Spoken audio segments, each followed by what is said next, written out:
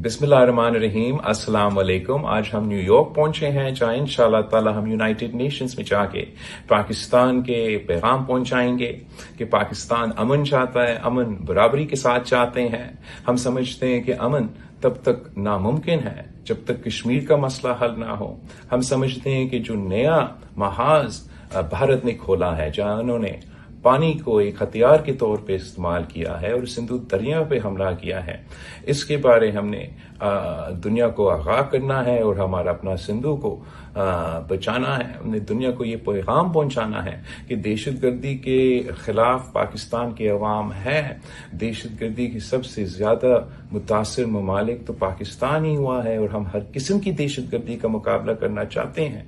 मगर अगर हमारा हमसाया मुल्क दहशतगर्दी को भी एक सियासी हथियार के तौर पे इस्तेमाल करके अपने मुल्क में मुसलमानों को, मकबूजा कश्मीर के मुसलमानों को, उनका हमसाया मुल्क के मुसलमानों को निशाना बनाएंगे, तो ना ही हम दहशतगर्दी का मुकाबला कर सकेंगे, ना ही हम अमन कायम कर सकेंगे। पाकिस्तान का अमन का पैगाम है, हम अमन चाहते हैं मगर इज्जत और बराबरी के साथ।